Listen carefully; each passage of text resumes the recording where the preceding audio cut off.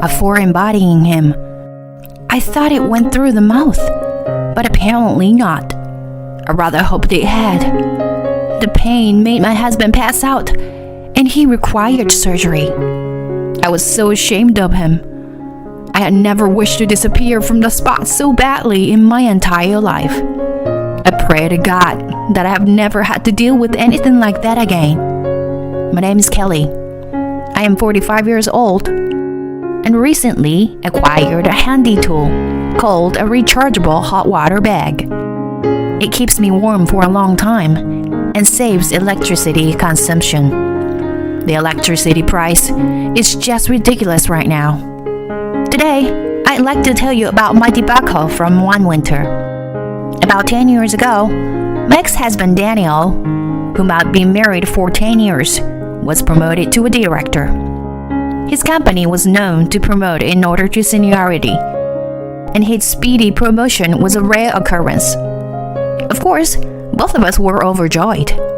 He had always taken good care of me, even before we were married. His attitude never wavered. He always gave me, not 1,000,000, but 12 red roses on my birthdays and wedding anniversaries. To fulfill his wish to have children as soon as possible, we had a very intense nightlife. However, despite his ambition, he became dysfunctional amidst his busy work schedule. He had tried various potency enhancers to the tune about $10,000 to no avail.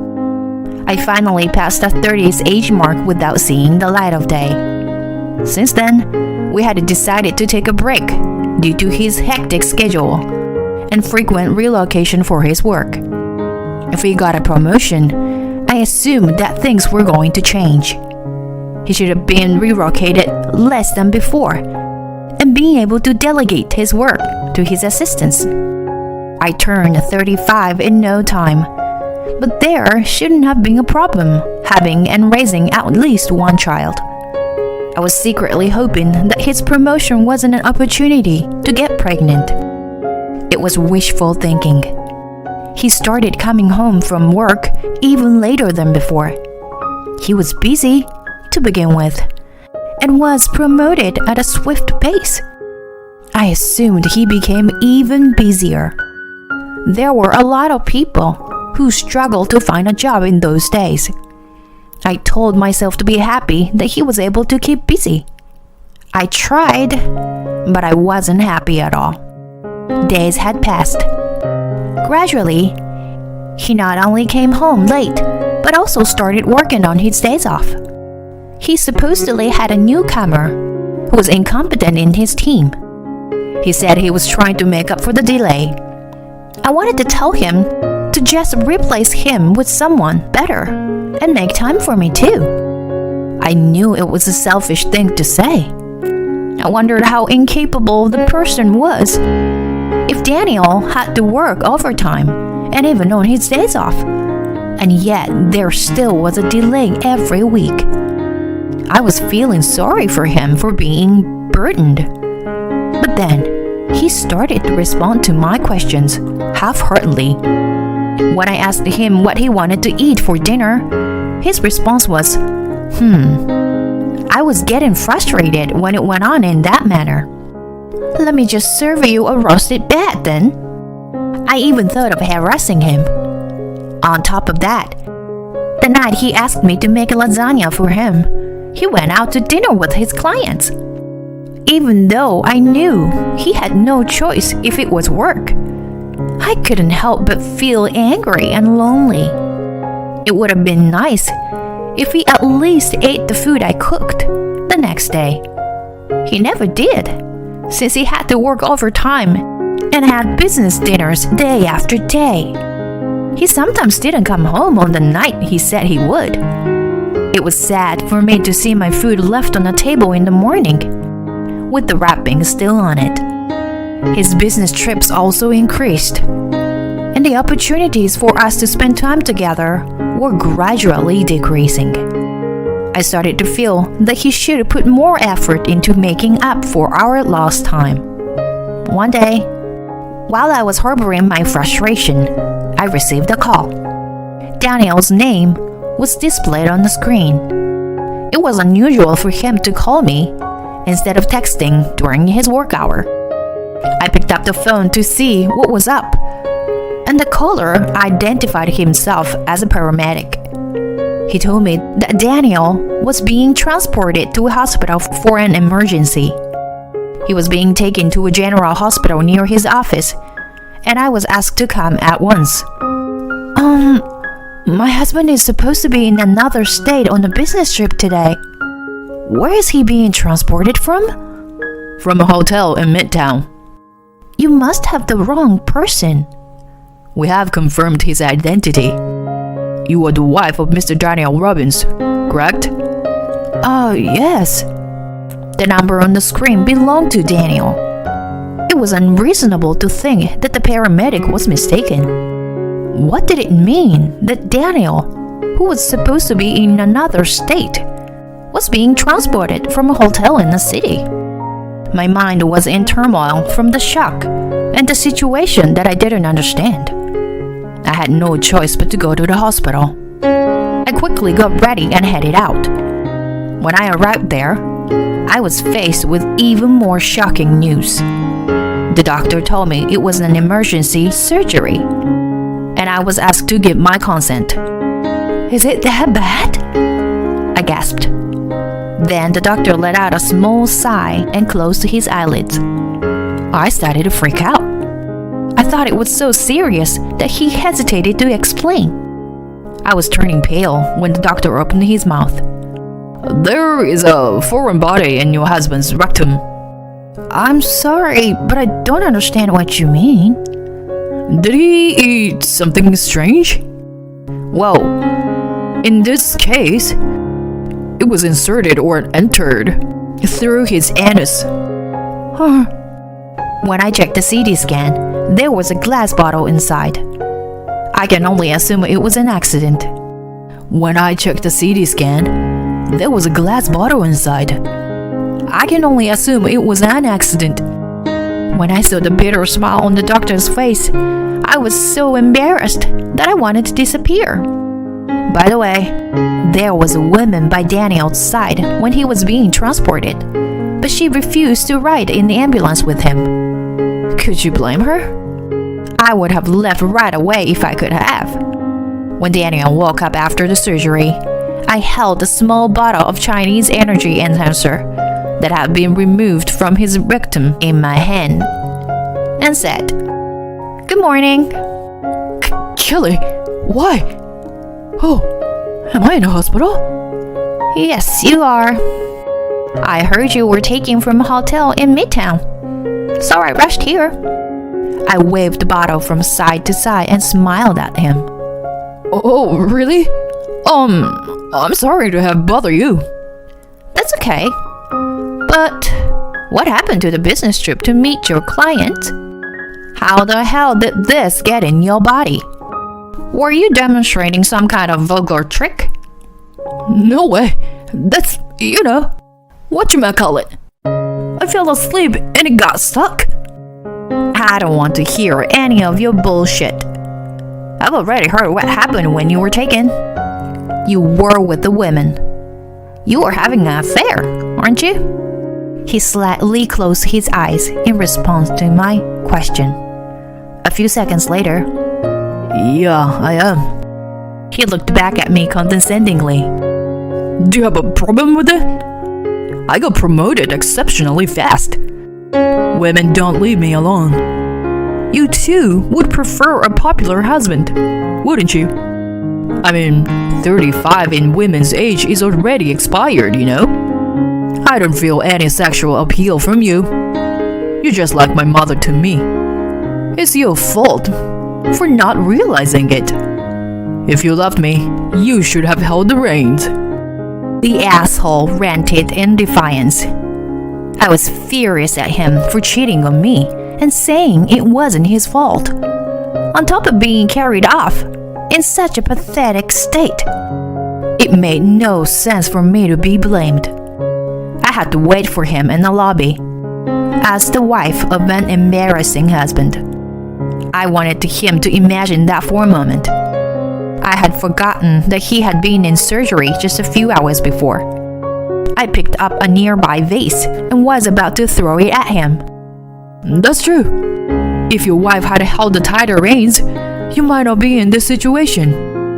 The doctor appeared suddenly. I see the same case quite often. Somehow, they manage to get things up their anus. But none of them want to tell me why. I thought the doctor was a bit strange. He was smiling and talking cheerfully. But Daniel's face was already red as a tomato. The doctor continued. The largest rectal foreign body I have ever removed was a crystal ball. The patient kept it in for a week or so, and then he came to the hospital when his stomach was swollen. It was an intentional obstruction, which was a very dangerous case. The anal sphincter can tolerate the size of a bottle like yours. But I would urge you to remember that anything over 6 inches in length and 3 inches in width would be dangerous. He seems to know everything. You look a little red. The anesthesia is still working right now, but if you get too excited, the wound will open up and you will have to have the operation again. Oh, I almost forgot. It will also put a strain on the man's vital organs. They will be useless, so please be moderate. He had come to check on Daniel, and after he finished telling him all that, he left laughing. Daniel seems to be puzzled by his explanation. Did you whistle with the woman you were with? I heard she pushed you onto the bedside table, and you fell on your butt. There was that bottle, and you lost consciousness from the pain of it, sticking up your anus. The woman you were with was very hesitant to call an ambulance. It would have been critical if treatment was delayed, you know? Thank goodness it wasn't a beer bottle. His face turned pale as a ghost. He hung his head down and seemed to be burned out in shame. Well, you know, honey, let's talk about it. I won't cheat on you anymore. It's not that you won't. It's more like you can't, isn't it? There still might be a chance. We might still be able to have children. Which era do we live in? To use a child as a sign of peace. I don't want children with you. Wait, you are all I've got. I finally understand. Well, that's because your manhead becomes disabled. You will have a hard time finding someone else. I'm going to make a lot of money, you know. Money for surgery? Maybe for more Chinese herbs? Oh my god. I know it's my fault. Please forget me. You're thinking about a divorce, aren't you? You're begging me only because you don't want the world to know that your divorce was due to a foreign body shoved up your anus and taken to the hospital. When I glared at him, he literally shuddered and became small. Apparently, I had hit the nail on the head. Was there a love? No, not at all. Once that happened, divorce was the only option. I searched for a lawyer that day. Before filing the divorce, I wanted to rub salt in the wound and tormented him over the things he had done to me in the past. Then he revealed that he had cheated on me with 2 other women. I didn't trust him at that point and thought he was still hiding something. I told him that if he lied to me, I would put sriracha sauce on his wound. He confessed to me that he had one more one-night stand. After the confession, he ran away from the hospital with his unhealed wound and disappeared for a while. After that, I heard that he had really become incapacitated in a true sense. The woman he was having an affair with was his colleague, and there had been rumors that the two were suspicious. In addition, there was another colleague who witnessed a woman refusing to ride in the ambulance in front of the hotel that day. The gossip immediately spread within the workplace. Then, the woman made excuses that she was coerced into a sexual relationship and revealed her history with Daniel. After explaining everything in a way that would suit her best, she then told them the reason why Daniel had been rushed to the emergency room. Not only did his reputation within the company suffer, but he was demoted and sent to a smaller branch. The woman adamantly claimed that she was the victim and was only transferred to a different department. She was a hard nut to crack. Daniel spiraled down into depression and thought about resigning, but he needed to pay me a large amount of alimony. He turned into an alimony payment machine. There was no way he could resign so easily, and he kept working in shame. On the other hand, I ran into a guy I had known since childhood. We hit it off, got married, and had many children. I'm just kidding. Something like that only happens in movies. It rarely exists in reality. I am currently enjoying my bachelorette life to the max. On Fridays, I enjoy a beer in one hand and a buffalo wings in the other. On weekends, I often enjoy a fancy dinner alone. When I am alone, I don't want to cook on my days off. When you have a partner, days off are sometimes different from each other, and you end up cooking even though you don't want to. When you are alone, you can do whatever you want. I feel like I'm going to enjoy this freedom forever. What? Does that sound too lonely? Well, it's not like I'm going to meet a rich guy who sweeps me off the ground, like in romance novel. Oh, by the way, after my divorce was finalized, I got a few certifications, and now I'm running a matchmaking agency. Should a divorcee give advice? What are you talking about? It's because I've failed once that I can find the best partner for those who come to me for advice. I'm not saying that unmarried people can't do the job, but it's definitely better to have someone who has experienced many things in life to support you. I tell my clients quite often about my own experiences as a bad example. But now, those stories are laughable. They are generally surprised that such a thing really happened. It's a good icebreaker for me to build a relationship with my clients. I think that being married to Daniel was a good fertilizer for my life. It seemed that many matchmakers often say random things to their clients and force them to meet. Well, behind the scenes, many places are just a scam. I'm trying not to fall into that category. Fortunately, the number of members have increased, and the reviews have been excellent. We don't force people to get together, so we don't have a high success rate in the big agencies do. It's not a very famous one, but my passion is to find an ideal partner for my clients and lead them to a happy marriage. Some people who came to the agency are forced by their parents or public opinion and don't really want to get married. It's not right to find a partner for such a person and make him or her get married. It's totally okay to enjoy a single life like me. I would like to continue to help people find out about themselves and find a marriage that suits them.